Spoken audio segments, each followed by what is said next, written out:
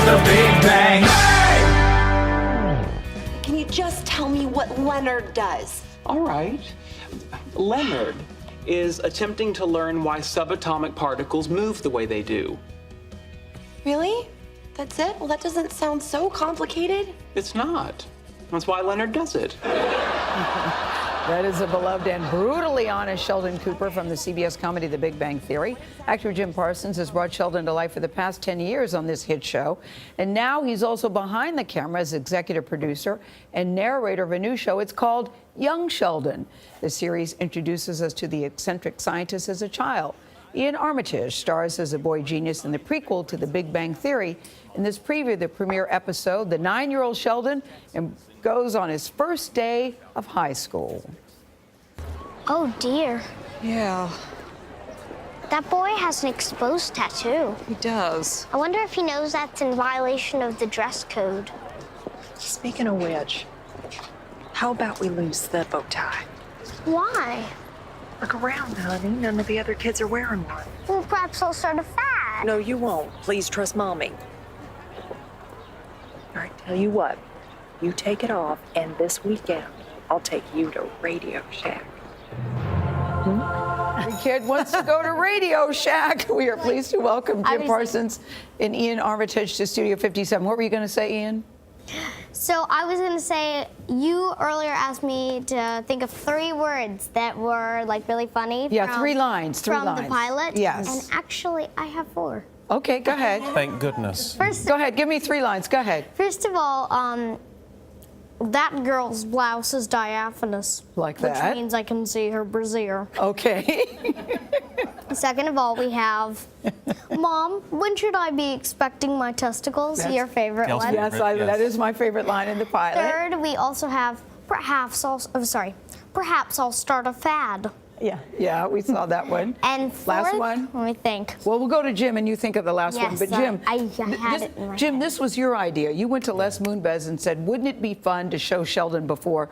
What were you thinking? Why did you think we're onto something here? Because you really Well, are. the first thing we were trying to think of, it was me and my production company, anything related to that we could take a show out about. And we were going with my nephew. That was the first thing. He's a 10-year-old. He's 11 now, in Texas. He's very smart.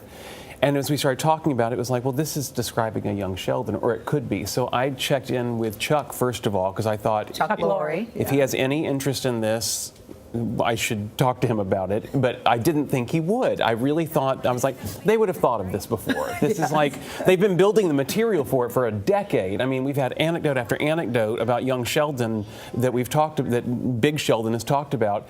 And, but they jumped at it. And what they've done with it is really miraculous, in my opinion. It is its own show. It's its own memory play. It's an origin story. What were you going to say? I love how you don't refer to yourself as old Sheldon.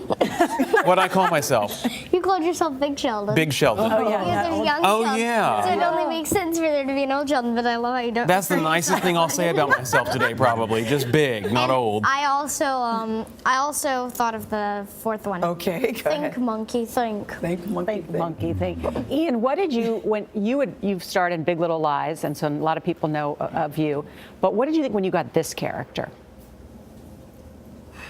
Oh my goodness. I was so happy and excited that it was, like, it came sort of as a total shock because I thought, oh, yeah, I get to do another audition. I was at my grandma's over Christmas. I just barely even memorized it. And I was just like, my mom filming it was probably the best thing about it. Like, and then I got a call back, so I was like, oh. Well, that's pretty good. So I went in, I did it, and I met Mr. Jim. Well, you nailed it. So who's responsible for you being an actor? Yeah. You or your mom? Well, you see, it doesn't exactly run in the family because my mom's not an actress, but my dad is an actor, and You just saw him this weekend. yeah, I did. I saw him in Hamilton, but the only difference is he's a theater actor, so, and I act in TV shows and stuff. I did actually do a thing, it was like, It was called Millions. It was, I'm blanking, a workshop. A workshop. But you know, The this is the show. thing that's so cool about this role, Jim, is that for his character, for Ian's character, you're not just putting Sheldon's words in his mouth. No. It's not like you're trying to do adult words for this little boy. No, Talk about that one of the things process. we've been talking about a lot is that it really is its own character. Yes. In the same way that, because what you're seeing is Sheldon, how he became what we see in the adult show. Yeah. And so this is kind of its own creature that he's portraying here. And there are overlaps, but there's also, like, we watch him discover things like comic books. We watch him discover things like his clothes are going to change style as he goes through this. And I don't know. It's like all the things that you associate with Sheldon now, you see how they got there through him. Yeah. Yeah. And what's it like, Jim, because we are used to seeing you in front of the camera, Yeah. to now have this additional role as a producer? I'm very mediocre at it. Very mediocre. That's what they say about you, Not Jim. true. Yeah. Well, And that isn't true, is it? Not true. There's nothing about you mediocre. Don't it's listen to very that. strange, and it's taken a lot to get used to even talking to another actor, in this case Ian, like, Giving direction. sort of. I mean, you know, I've never been someone who's comfortable giving other actor direction, and, you know, I don't know what makes any other actor tick necessarily, and I don't want to break it, you know, so, or him, but Ian's I'm not very that smart. fragile. No, you're not actually. I mean, I'm fragile, but I'm not You're that flexible and resilient. Pliable. Yeah. Pliable. Yes. Good, Ian.